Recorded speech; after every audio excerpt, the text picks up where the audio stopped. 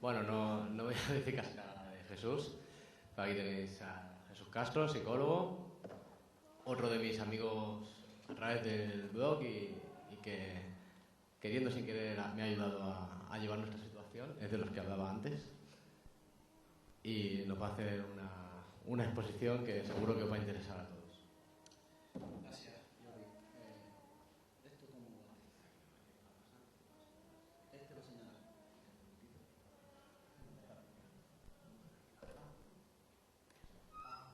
Es que soy mío, ¿sabes?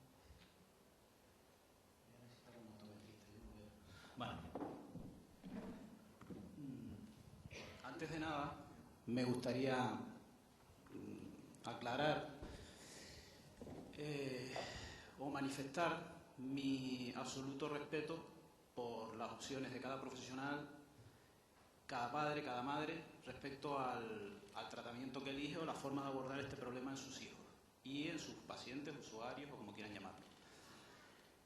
Sí que entiendo que para tomar las mejores decisiones, una cosa imprescindible es manejar toda la información disponible respecto a los problemas, porque si no, se acaba convirtiendo en un dogma de fe sobre lo que estamos trabajando y digamos que la decisión se convierte en única, como decías tú que te había pasado a ti, ¿no? Así que partiendo de esa posición de respeto, mi idea es explicarles una serie de información que no es la más, digamos, habitual que se maneja a la hora de entender este problema.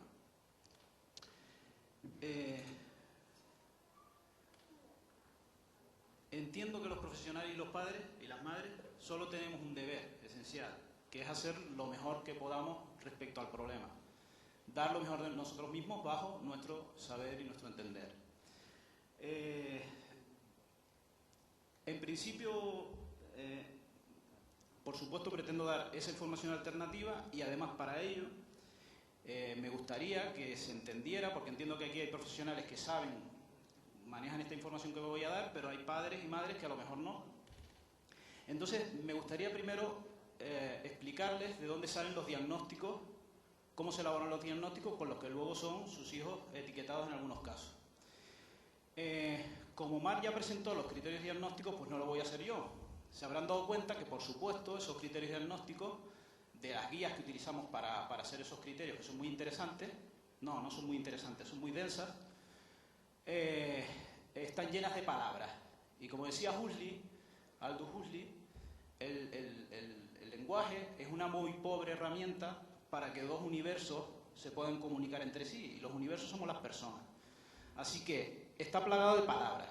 En el caso del DSM-4 y de la CIE-10, que es la que maneja la Organización Mundial de la Salud, creo, textualmente los síntomas o los criterios diagnósticos empiezan por a menudo es señalado como 7 a menudo seguidos, pierde cosas, a menudo se distrae, tiende a ser olvidadizo, a menudo parece que no escucha, parece. Entonces hay que preguntarse, bueno, a menudo para quién y en qué contexto, ¿no? Es absolutamente relativo. Sepan ustedes que dentro de este manual diagnóstico que manejan los médicos, los psiquiatras y los psicólogos también, yo sobre todo para hacer informes, que al sistema no le interesa mi opinión, sino que diga si esto es así o no es así, según los criterios del sistema, han entrado y salido trastornos a lo largo de la historia. Por ejemplo, la homosexualidad se consideraba un trastorno, hasta que salió, ya no me acuerdo, una de estas últimas versiones, pero hubo una época que se consideraba que una persona homosexual era un trastornado. Y sospecho que hubo gente hablando de su cerebro y explicando que su cuerpo calloso tenía que tener algo ahí medio extraño, porque no podía ser que le gustara gente, vamos, de su mismo sexo. Y eso justificaba que se aplicaran a estas personas tratamientos que podían ser variables.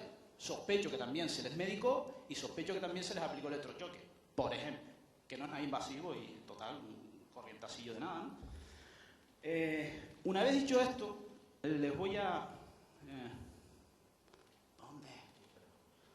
Ah, bien. Casi mejor que me lo hago. Ay, mi madre. La tecnología que no ayuda. Bien. Les voy a presentar una serie de consideraciones generales que no deben de perder de vista a la hora de entender lo que voy a tratar de explicar.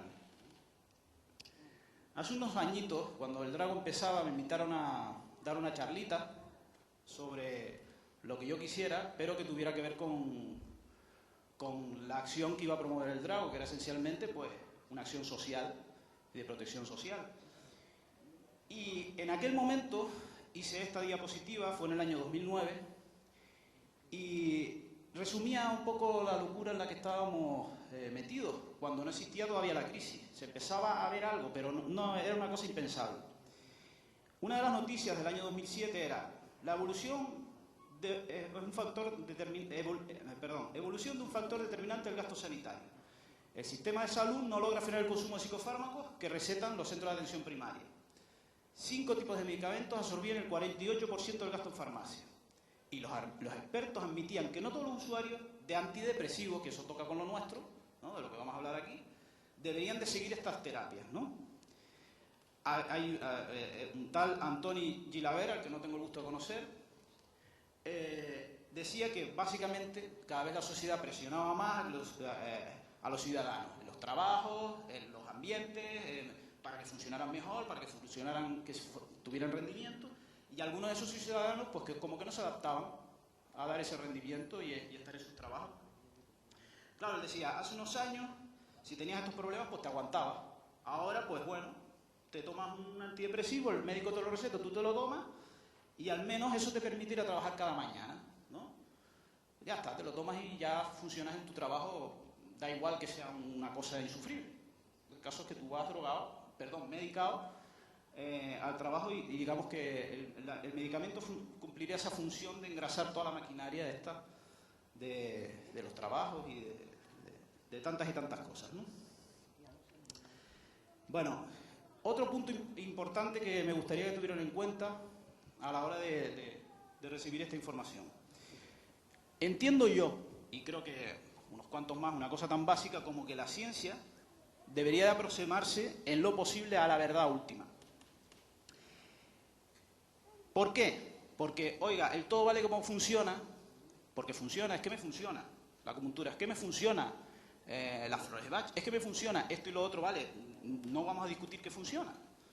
Pero creo que hay que hacer ciencia básica para saber por qué, ¿no? Porque, claro, es que los recursos no son ilimitados. No tenemos recursos limitados para atender a todo, ni tenemos tiempo limitado para probarlo todo. Y además hay algunos tipos de soluciones que son pan para hoy y hambre para mañana. Es decir, solucionamos el problemita hoy o parece que lo arreglamos de alguna forma. ¿A qué te suena eso? Y pasado mañana ya empezamos a tener un problema y el otro peor y el otro peor. Si no respetamos un principio básico de ciencia, que es el de parsimonia, esto va a tener consecuencias seguro en la vida de las personas porque vamos a aplicar soluciones seguramente complejas que probablemente hubieran sido más sencillas. El principio de parsimonia es lo que llamamos la navaja de Occam, que consiste en que entre dos teorías que explican un fenómeno, siempre la que tiene más probabilidad de ser cierta es la más sencilla. Es decir, si tú ante un fenómeno tienes varias explicaciones, hay una luz en el cielo, te lo puedes explicar directamente como es una nave extraterrestre, o puedes empezar a descartar que sea un avión, luego que sea un planeta, luego que sea la estación orbital, hasta llegar, descartando el resto, a que sean extraterrestres. Porque si no, te montas en tu nave espacial y vas a buscarlo, y eso sería absurdo. Bien, un ejemplo ilustrativo lo que quiero decir, ¿no? Con el caso de Lechamp, creo que se dice así. Él, en el año 42, propuso un tratamiento, se le ocurrió una idea muy brillante, una hipótesis neuropsicológica como muy compleja, de por qué los niños se mordían las uñas, ¿no? Y entonces propuso un tratamiento que consistía con un aparato grabador, ponérselo al niño mientras dormía, él creía que existía esto de lo subliminal, diciendo continuamente, mis uñas saben terriblemente amargas. Pero claro, como era en el año 42, pues se ve que el cacharrito que puso, además de ser caro, se estropeó.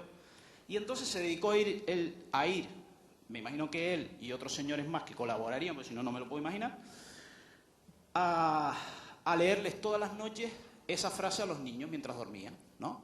Conclusión que sacó él, la que expuso al público en general, después de que resultara un éxito, funcionó. El 40% de los niños dejaron de morderse las uñas, de comerse las uñas al cabo de unos meses. Un éxito impresionante. Entonces él sacó una explicación bastante compleja sobre el tema de por qué había funcionado, la neuropsicológica, por supuesto, hablando de unos mecanismos que no podía ni soñar.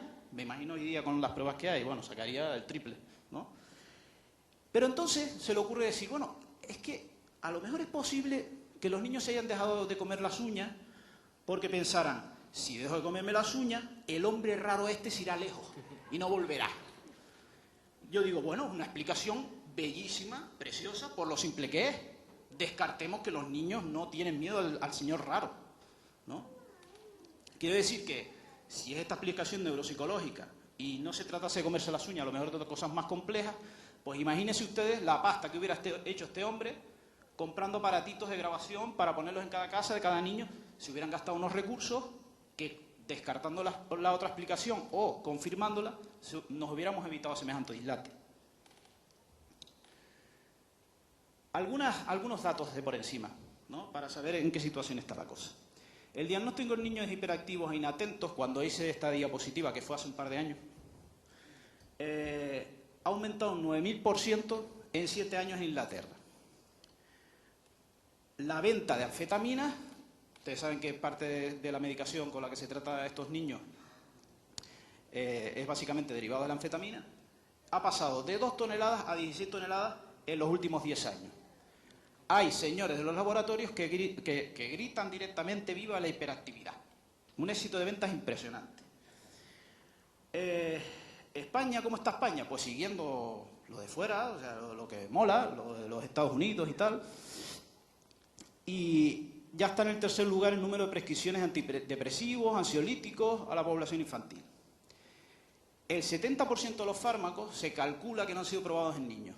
O sea, se usan en niños, pero no han sido probados en niños. O sea, ni siquiera hay pie a que se dé, digamos, una vuelta de tuerca no presentando determinados efectos secundarios, moviendo los datos un poco de sitio, no. Es que directamente es que ni se prueban. El 99% de los españoles niños tratados con psicofármacos con hiperactividad no están enfermos. Y esto lo dice un señor psiquiatra, que seguramente no tiene muchos amigos. Él dice que, bueno, todos estos niños tratados, el 99% de ellos, diagnosticados y tratados con anfetamina por el trastorno TDAH, no están enfermos en realidad, sino han sido víctimas de un exceso de diagnóstico cometido por psiquiatras que les trataron y por los propios padres que demandan una solución inmediata y rápida que acabe con las molestias que dan los hijos. Esto es la opinión de una señora psiquiatra que se llama Gleici Arte, doctora de la Universidad Autónoma de Madrid. El diagnóstico. Vamos a bucear un poco el DSM-4, ¿no? Que es interesante, a la vez que simplón. En la sección de cursos ya nos da un poco una pista de por dónde va toda esta historia. Porque habla esencialmente de la dificultad de diferenciar un niño movidito, que vaya usted a saber qué es eso, de un niño que sí tiene el trastorno de hiperactividad. Y que esencialmente la detección se realiza por la adaptación a la escuela. Piensen ustedes en su adaptación a la escuela. Yo tardé en adaptarme a la escuela 20 años, más o menos, año arriba, año abajo. Recuerdo mi escolarización como un infierno. Y todavía en mi escuela era posible salir al patio y desfogarte. En mi colegio, donde yo estudié, ahora les prohíben a los niños llevar balones porque se pueden lesionar. Claro, una actividad que hacen los niños, lesionarse. Esa es la situación de la escuela. Un niño habitualmente tiene 6, 7, 8 horas de clase, pero no tiene la ventaja que tenemos nosotros, o del ejecutivo, que bueno, me voy a fumar un cigarrito, hemos hecho un descanso aquí. No, el niño tiene que estar atento, tiene que estar pendiente, independientemente del interés que tenga lo que le están contando. Niño que no se adapta, este no es normal. Hay que hacer algo para que se adapte. En la sección de patrón familiar también hay una cosa interesante. Los estudios sugieren que en las familias donde hay niños diagnosticados con TDAH, pues resulta que hay de todo un poco también, con más probabilidad. Es decir, hay trastorno del estado de ánimo, es decir, hay gente que está muy triste o hay gente que está ansiosa, que no me gusta mucho hablar en términos médicos. Pero bueno, es lo que hay. O sea, trastornos relacionados con sustancias, es decir, gente que se droga, trastorno antisocial de la personalidad, y otros miembros de la familia que tienen también el trastorno. Esto, claro, es un problema, porque supone, en cierta medida, que a no ser que uno entienda, claro, esta es la cuestión de la genética, o que se asuma como una cuestión de fe, porque no hay otra forma de asumirlo, que los desequilibrios químicos cerebrales, esos que existen, dicen, en algún sitio, yo no los he visto, se transmiten genéticamente, a no ser que uno asuma eso, uno dice, claro, es que el niño está en un ambiente familiar, y en el ambiente familiar hay una persona que grita, que llora, que está mal, o varias, que se droga. Entonces ya estamos hablando de cómo influye ese ambiente en ese crío. Es decir, de problemas emocionales y de cómo está en ese entorno. Y eso es un problema para el DSM-4 que mencioné en esto, porque al final se les va a pillar. Por último, una cosa muy interesante, que dice textualmente además el DSM-4, y eso les honra. No se han establecido pruebas de laboratorio, evaluaciones neurológicas o evaluaciones de la atención que resulten diagnósticas. ¿Qué están diciendo aquí? Miren, esto es así porque lo digo yo, que soy profesional, usted se calla y acepta el diagnóstico y punto. Oiga, pruebas, no hay, no tiene que confiar en mí, que soy buena persona, buena gente y estoy estudiado. Una cosa muy divertida que me chocó, es decir, no existen características físicas específicas asociadas al trastorno. Vamos, que una vez más lo mismo. Pero pueden producirse algunas anomalías físicas menores. Es decir, que el niño tenga los pabellones auditivos un poquito más bajos, ¿no? Que tenga paladar ojival. Cosas que, digo, bueno, más que la población general. ¿Qué pasa? ¿Que han estado midiendo la población general donde tiene los pabellones auditivos o cómo es esto? Pero bueno, son cosas que quizás se escapan de mi comprensión, porque, claro, soy un simple psicólogo, ¿no? Esto es una noticia de última hora. Resulta que ahora en el DSM-5, saben que están discutiendo, es la siguiente versión, los diagnósticos, creo que se los hemos comentado, los diagnósticos del DSM-5 son por votación, se hace ciencia por votación, se reúne un montón de gente y dicen, ¿quién vota que la homosexualidad es un trastorno? 40, más aceptado. Esto se quita, de hecho se quitó la homosexualidad también por votación, porque hicieron presión los lobbies en aquel momento de personas homosexuales y dijeron, mira, como trastornados, no, trátanos de otra manera. Y entonces lo quitaron, no por razones médicas ni razones de ningún tipo. Y entonces ahora están hablando del trastorno predisocial adquirido, que lo investigó y lo averiguó un tal doctor Woodward de la Universidad de Wisconsin, que es donde ocurre todo en el mundo, en Wisconsin. Y dice él que se produce, después de largas investigaciones, en niños entre 3 y 12 años. Un patrón de comportamientos irritantes hacia sus iguales, estos son los diagnósticos, una vez más. Pero se los explico un poco por encima para que entiendan de qué se trata. Relaciones tensas, continuas molestias hacia los otros niños, por lo que se puede producir aislamiento social, igual que en el TDAH, similar patrón comportamental con sus figuras de apego, provocando conflicto continuamente, tratando de que los padres se enfrenten entre ellos. Si el tío ve que están en desacuerdo en cuestiones educativas, pincha a uno para que se meta con el otro. Los menores insisten continuamente en solicitar a sus padres o madres lo que el otro padre desaprueba para provocar irritación en sus figuras de apego. Y claro, puede haber comorbilidad con otros trastornos alimentarios. Esto es interesantísimo porque resulta que el niño aprovecha las comidas, si se da cuenta que uno de los padres está preocupado por la alimentación, aprovecha para pincharle. Y entonces empieza a juguetear con la comida, a decir no quiero esto, no quiero lo otro. No es como los casos de trastornos alimentarios donde la idea es no comer, sino es para irritar una vez más al progenitor, ¿no? A veces cambia de registro evolutivo, se pone a hablar con voz más infantil, como si fueran más chiquitos, buscando también pues que lo perdonen, por ejemplo. Se comportan como niños de una edad cronológica inferior, porque claro, está claro que ahí se sabe uno cuándo están maduros y cuándo no. Entonces, ¿cómo te estás comportando así si no te toca? Si tú ya estás maduro. Y claro, el tratamiento de elección se plantea como los ansiolíticos pediátricos, puesto que la ansiedad está presente en todo el diagnóstico. Es la causa de todo. La psicoterapia no está bien establecida para tratar este tema y los niños con este trastorno se manifiestan especialmente negativistas hacia la figura del terapeuta, con lo cual es muy complicado trabajar con un niño que se sienta ahí y no quiere hablar contigo. Se empeña en eso. Me gustaría preguntarle, ¿a ustedes qué les parece esto? ¿Alguno?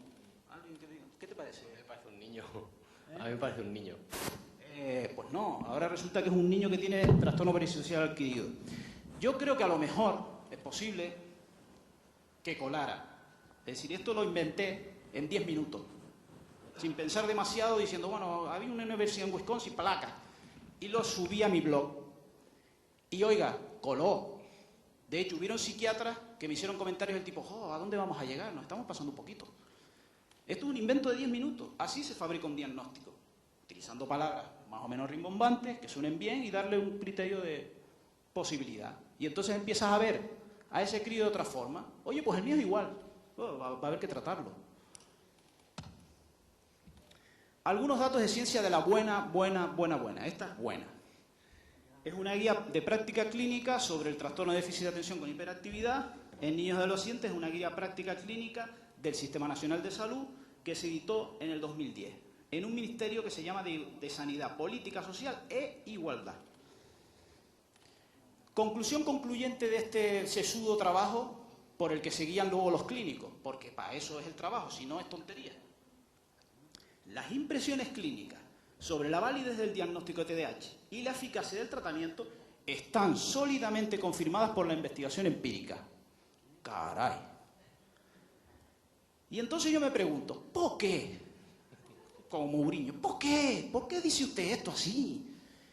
Y entonces, claro, resulta que esa misma guía, lo cual es curioso, pero les honra porque es honesto, dice que en las recomendaciones de la guía de evaluación resulta que tenemos una serie de criterios para considerar qué tipo de ciencia se está haciendo. Y ellos reconocen que en casi todas las... Bueno, eso lo reconozco yo cuando la leí y vi lo que había, ¿no? Casi todas las recomendaciones relativas al diagnóstico, incluido el uso de criterios diagnósticos del DSM-4 y el CIE-10, tienen un grado de recomendación D.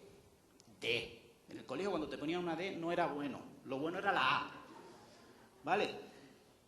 Eso quiere decir que los diagnósticos ellos mismos reconocen que a pesar de haber dicho lo anterior, válido, bueno, esto compra. Pues resulta que son de baja calidad, es decir, no lo tengas muy en cuenta porque estamos diciendo disparate.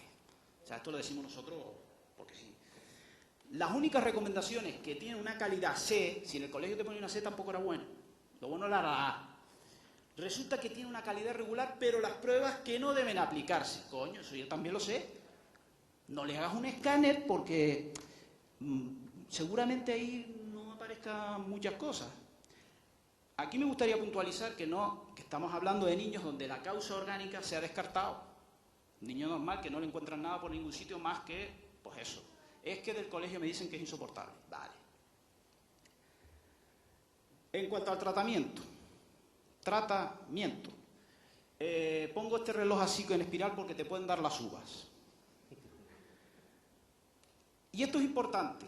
Me iba a referir aquí respecto a la psicoterapia, porque como me estoy metiendo mucho quizás con la psiquiatría, la psicología de ese nivel de la psiquiatría y las medicaciones, hay que acordarse de la psicoterapia. Pero también es válido todo esto para los polvos de Menéndez, las flores de Bach, las terapias holísticas y todo lo que se puede inventar un ser humano con imaginación.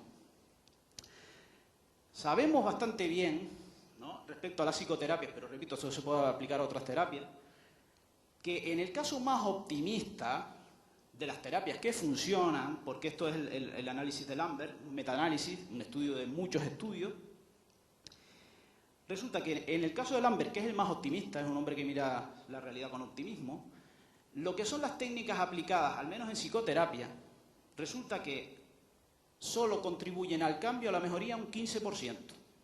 Yo cuando me enteré de esto me enfadé. Digo, ¿para qué estoy estudiando yo la cognitiva, lo constructivista, esta y la otra? Si eso no importa. Es un 15%, en el más optimista de los casos. Después resulta que los cambios extraterapéuticos, un 40%, los factores comunes un 30% y el placebo, que también hay que tenerlo en cuenta, un 15%. Es decir, variables del paciente, cosas que le pasan en su vida, cambios que se dan en su vida. Todo eso es lo que contribuye fundamentalmente al cambio. Y la relación cliente-terapeuta, la fe que le ponga y, por supuesto, el efecto placebo. Así que las técnicas a aplicar parece que no importan mucho. Lo importante es que la persona tenga fe, que se lleve bien con el terapeuta y que luego sucedan cosas en las que funcionan. De aquí, con esto, o mejor dicho, aprovechando que la gente ignora esto, normalmente, pues no tienen por qué saberlo, pues Meléndez ganó un año, dice él mismo, 6,7 millones de euros. Meléndez es uno que se inventó unos polvos para tratar todo. Curaba la diabetes y curaba la hiperactividad también, con unos factores que él decía que tenía, pero no me voy a meter en eso porque es muy... Me gustaría, porque es gracioso y uno se ríe, y este hombre hizo un pastizal, pero bueno. Siguiendo esta guía, se afirma otra cosa muy interesante. Se afirma que la eficacia del tratamiento está sólidamente confirmada por la investigación empírica. Es decir, el tratamiento ortodoxo que supone la droga, vaya, la pastillica, ¿no? Bueno, yo digo, vale, bien, otra afirmación rotunda, vamos a ver en qué se basa. Entonces uno se pone a leer los estudios en los que se basa esta guía para afirmar esa cuestión tan interesante. Dice, en el referido a los tratamientos farmacológicos, dice que hay evidencia científica de estudios de eficacia, seguridad, coste, efectividad de los tratamientos farmacológicos con metilfenidato. Se dice que el uso de esta medicación está apoyada por una fuertísima evidencia científica que se recoge en los siguientes trabajos, que voy a pasar así rápido porque tampoco... El de este hombre, HJ, y una serie de compañeros en el año 83. Se basa en estos trabajos que les voy a explicar. Resulta que utiliza una N, es decir, una población, para hacer estudio de 30 personas. Como tiene tres brazos el estudio, resulta que solo 10 niños tomaron la medicación. Curiosamente, este mismo estudio en el que esta guía española del Sistema Nacional de Salud se basa, entre otros, resulta que en una universidad, en la Universidad de Oregón, de Salud y Ciencia, dicen no nos vale, muy poca muestra y además muy corto el ensayo. No, esto no lo admitimos. Aquí sí, en España es diferente. Conners y otros individuos en el año 80, bueno, la N la suben, es decir, utilizan a 60 personas, pero resulta que hay una constancia en todos los trabajos que le voy a presentar. Es decir, no llegan a las 16 semanas. ¿Y por qué no llegan a las 16 semanas? Porque esta gente que está entrenada en esto y sabe lo que hace y quiere vender sus rollos, o como queramos llamarlo, saben que a las 16 semanas hay muchísimas medicaciones que empiezan a parecerse al placebo. Y eso no interesa que salga el estudio. Y sabiendo esto, por supuesto, a uno le entra la duda de que este estudio pues sirva para algo, ¿no? Además, a partir de las 16 semanas también es más sencillo ver los problemas que genera la medicación en los niños. Si lo haces corto, pues bueno, vas a ver solo las ventajas, ¿no? Como cualquier droga. Cualquier droga produce unos efectos inmediatos, casi siempre beneficiosos, y luego vienen los problemas. Y si sigue consumiéndolas, no digamos, ¿no? Luego en el siguiente estudio duró 3 semanas, así que tampoco sirve. Ponen un estudio modernísimo, a lo último. Del año 76, el diseño por supuesto llega también a las 12 semanas. En este caso el de Greenhill llega, es moderno, del 2002, yo tenía 10 años menos, que lo pillara. La duración una vez más es de 3 semanas. Pero claro, aquí le dan un retorcimiento al asunto, porque hacen un washout que consiste en que los sujetos que son reactivos al placebo, es decir, que dicen, contra, me encuentro mejor, o yo veo al niño mejor. Ah, pero es que resulta que no estabas tomando nada. No, a este lo eliminamos del estudio, no interesa. No, esto, si reacciona al placebo, mala cosa. En el siguiente estudio, valoran la eficacia en 5 semanas y la tolerancia a los 40. Y concluyen que los cambios en el diseño y los problemas de implementación del estudio impusieron algunas limitaciones específicas que tendrán que ser controladas en futuros estudios. Es decir, ya ellos mismos reconocen, hemos hecho una mierda de estudio. El siguiente estudio, lo mismo, 16 semanas, aunque solo se incorpora a partir de la semana 5, esto es interesante, claro, dijeron, lo vamos a hacer 16.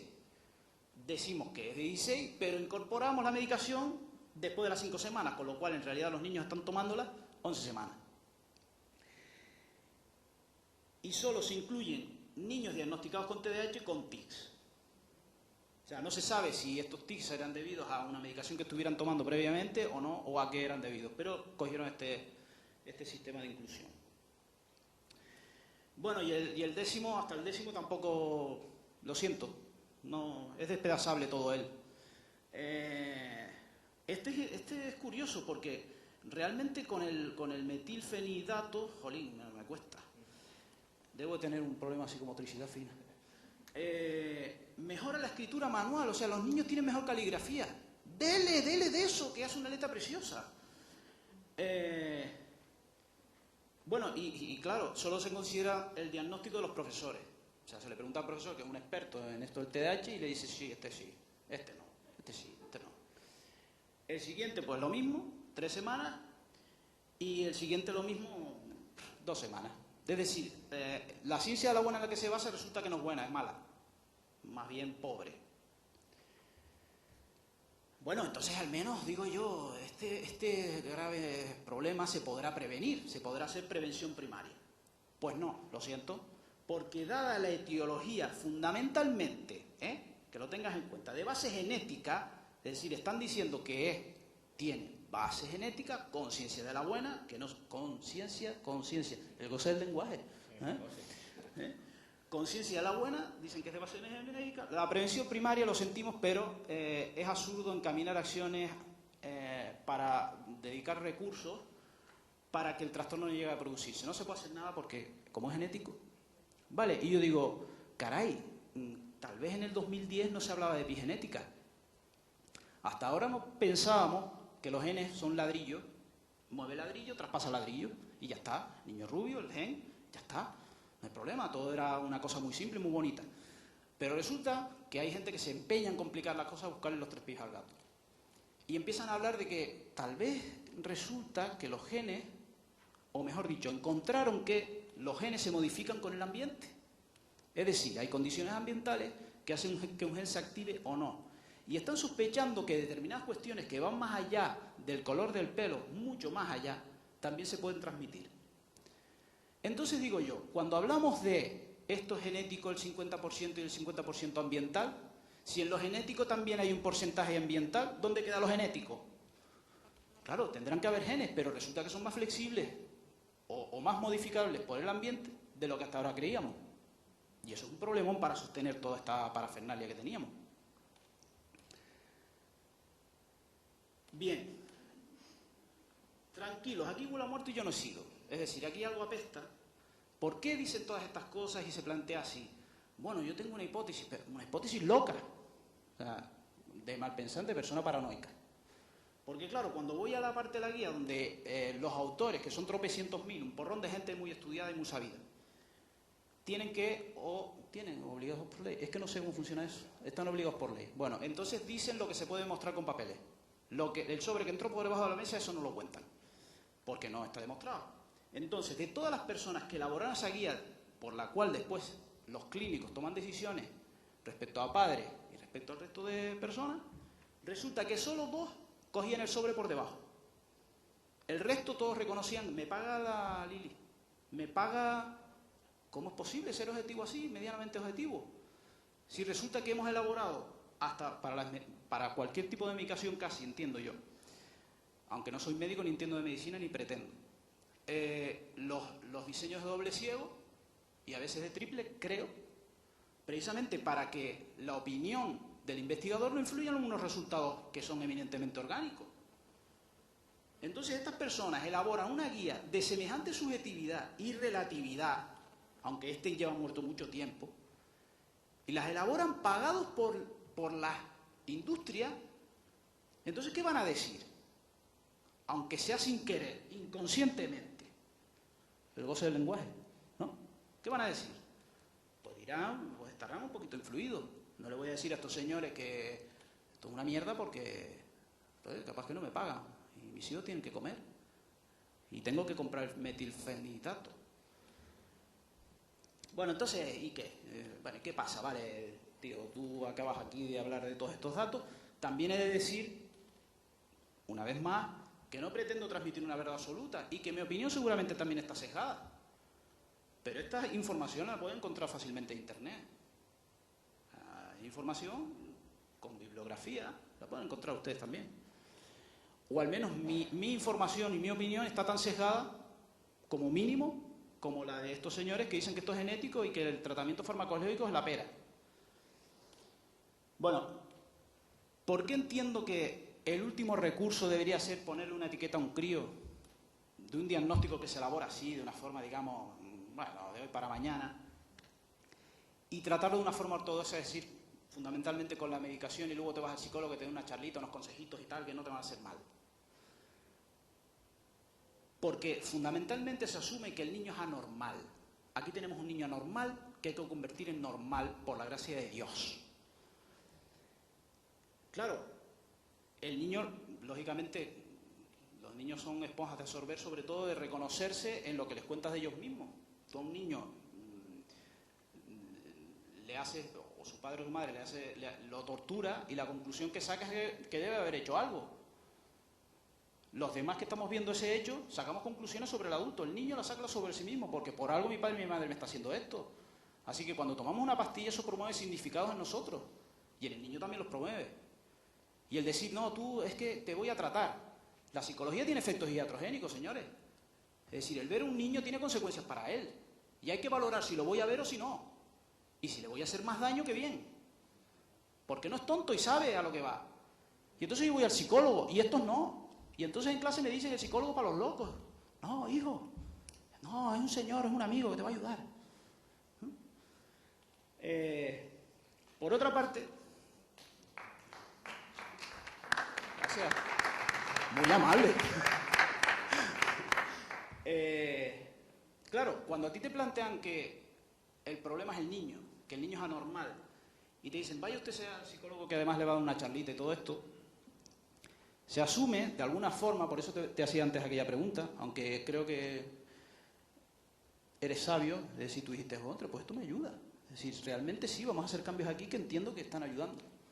Pero muchas veces o no queremos, o nos cuesta, o simplemente por el hecho que alguien nos plantea que es el niño el que tiene ese problema, pues claro, no ponemos tanta energía en cambiar algunas cositas. Por ejemplo, los contextos. Cuando me refiero a contextos, me refiero en sus más amplios términos, ¿no? Como yo, como padre o como madre, no tengo nada que ver en este asunto, es el niño el que es anormal, pues bueno, muchas de las proposiciones de cambio no van a ser asumidas seriamente. Es decir, señora, por favor, no meta al niño en karate, luego en música, luego en baile y luego ya... No, porque seguramente había, no recuerdo qué profesional era, pero había un profesional, un psiquiatra creo que era, que decía, no, es que en muchos casos de hiperactividad se confunden con un niño que está agotado. Y los niños cuando están agotados son más moviditos todos. Los que tenemos hijos, yo tengo 4, no soy del Opus Dei, fue por la cosa de que lo divertido que es hacerlo y esto.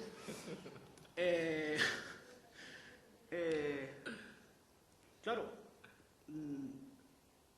si yo le planteo a sus padres esta cuestión y además, por otro lado, le doy un mensaje absolutamente contradictorio, ¿cómo me pongo yo a hacer, con qué energía me pongo yo a hacer esos cambios? Porque a lo mejor cuesta. Entonces, si yo como madre no tengo nada que ver, este señor tan amable me está diciendo que es el niño el que está enfermo, pues bueno, habrá que medicarlo y ya está. Y la energía que vamos a poner, que a veces no tenemos disponible todo el mundo, pues no va a ser posible dedicarla a esto, sobre todo si ya tenemos, digamos, una pequeña coartada entre nosotros mismos también.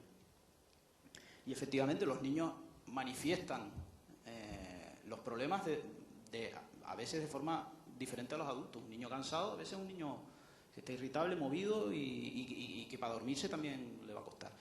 Y eso lo conozco también por experiencia directa, por eso les expliqué lo de los hijos, lo complicado que es ser padre y las energías que hay que dedicar sobre todo a contener esa fuerza de la naturaleza. Y no olvidemos que la educación no es lo normal, ni lo natural.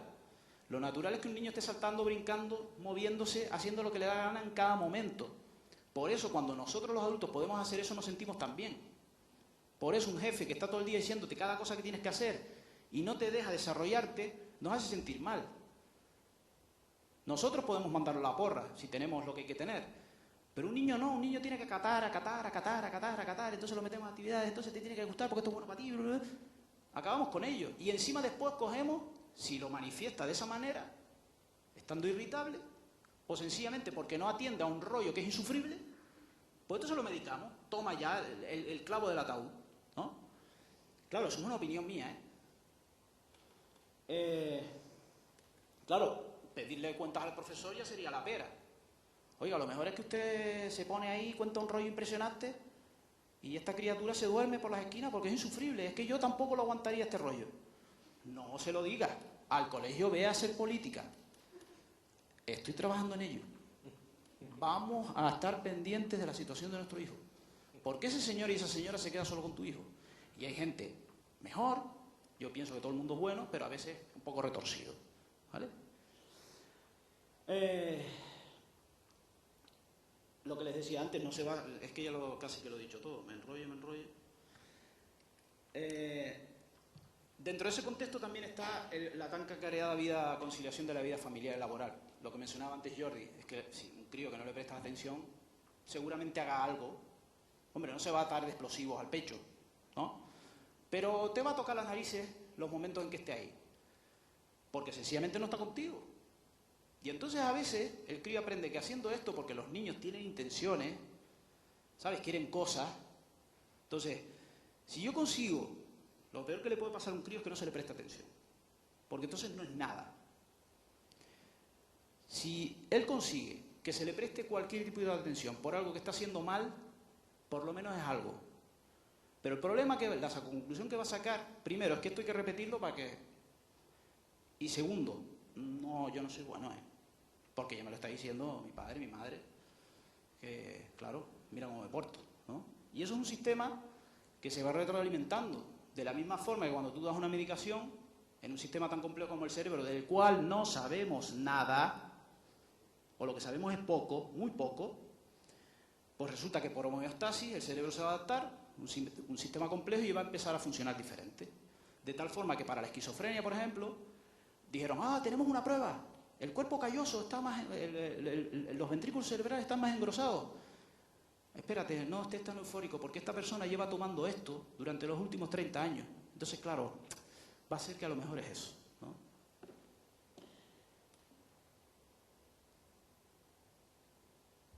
Sí, al final digo una cosa que es un poco políticamente incorrecto.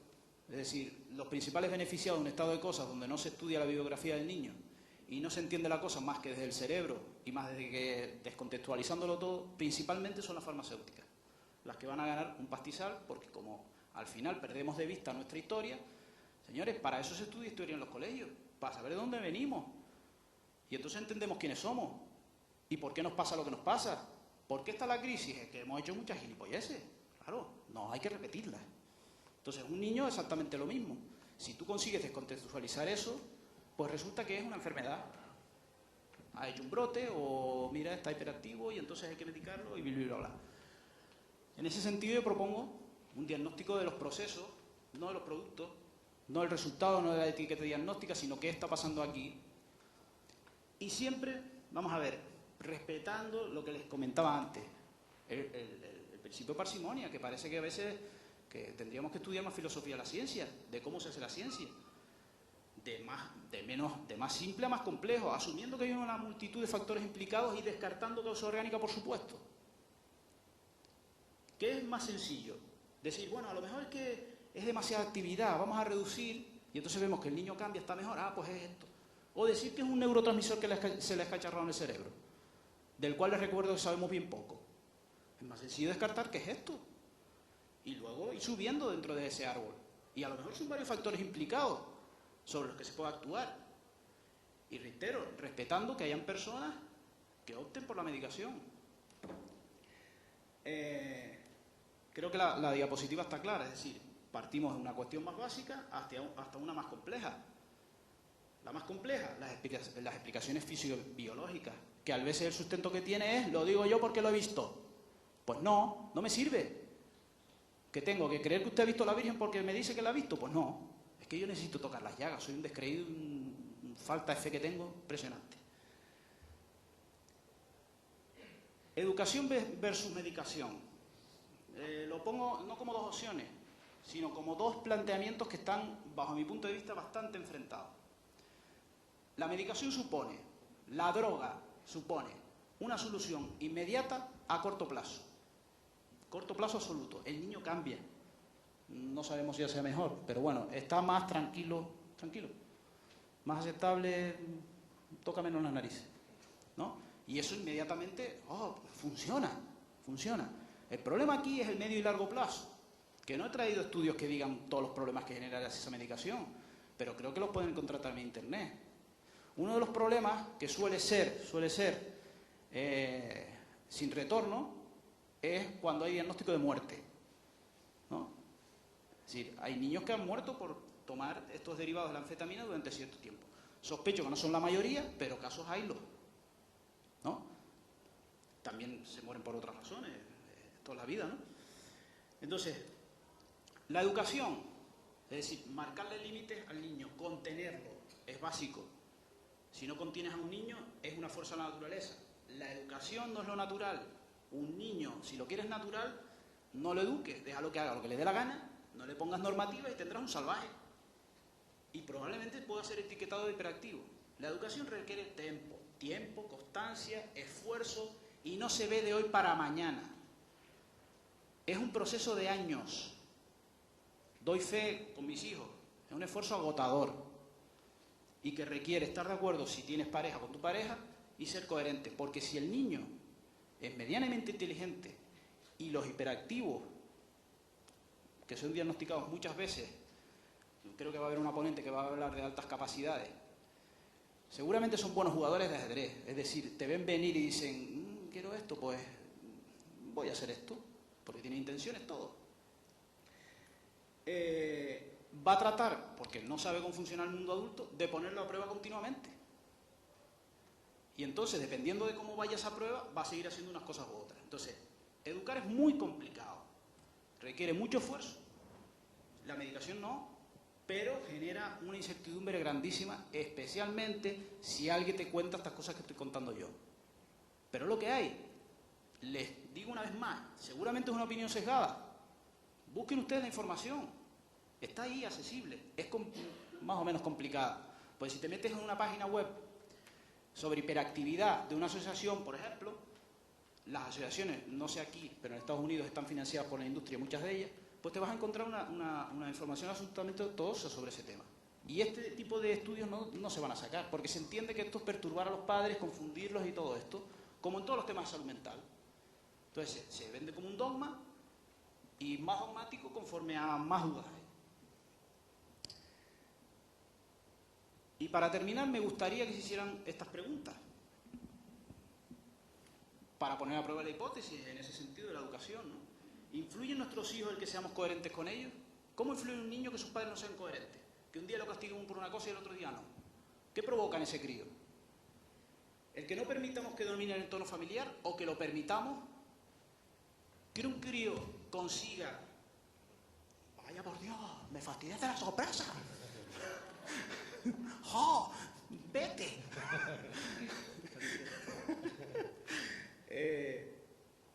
El que no permitamos o que permitamos que el niño tome decisiones en entorno familiar, es decir, aquí se ven los dibujos ahora porque lo digo yo, que soy el rey de la casa. ¿Eso cómo afecta a un crío? O que consiga que el avión aterrice sin los cinturones de seguridad puestos, porque si no es que monta un pollo aquí en el avión. Una cría de 7 años, disimulando así los padres, menos mal. El que los corrijamos o el que no los corrijamos. El que asumamos que tiene intenciones, es decir, este tío me la está jugando, es mi hijo, pero qué cabrito. O que digamos, no, es un ente abstracto, es decir, es bueno, porque como es mi hijo, no me roba, me coge prestado. El que le frustremos. Cualquiera que tiene un hijo se da cuenta que, pide, entonces hay que, no. ¿Por qué? Porque no. ¿Por qué no? Porque soy tu padre. No, eso está mal visto, eso, claro. Eso tiene que ver con lo siguiente, ¿no? ¿Cómo influyen nuestros hijos? Que seamos amigos de ellos. Pues yo pienso como aquel juez. Es decir, si tú eres amigo de tu hijo, lo has dejado huérfano. No puedes ser amigo de tu hijo. Félix Rodríguez de la Fuente, solo conozco yo y seguramente 2 viejillos más, decía que hasta las manadas de lobos es jerarquía. Tú tienes que ser tu padre, y para ser padre o ser madre no puedes ser popular. O por lo menos no tiene que ser el objetivo. Porque tienes que tomar decisiones para la educación de ese crío. Y eso le va a cabrear. Pues no puede hacer lo que quiere. Si la respuesta es sí a esa pregunta, entonces habrá que preguntarse qué tiene que ver todo esto con el cerebro, con la enfermedad, con la farmacología, con la medicina. ¿Qué tiene que ver todas estas cuestiones? Hombre, sí, si le cortas la cabeza tiene que ver con la medicina, claro. Sin cabeza no es posible pensar ni nada, ni caminar. No sé si algunos de ustedes, sí, algunos de ustedes conocen a Aristide Moreno, un intelectual, ¿no?, cantautor, que dijo en un concierto: caray, acabo de darme cuenta que si con todo el whisky y todo lo que me he fumado estoy bien, es que este cuerpo me ha salido bueno. Pues esta persona tiene una canción y lo que viene a decir es que quiere caminar como los cangrejos. Cuanto más camina, cuanto más camino, está todo más lejos. Es la sensación que yo tengo. Cuanto más se avanza, más manuales se hacen, está todo más lejos. Se ha caminado un montón, pero mi impresión es que hemos complejizado el lenguaje. En algunos casos lo hemos acortado al estilo orwelliano y ya no se entiende nada. Y entonces se pueden hacer determinado tipo de cosas sin pensar, porque nada tiene que ver con nada. Y con esta bonita reflexión y la foto de este hombre, pues le dejo ya quedar la mesa.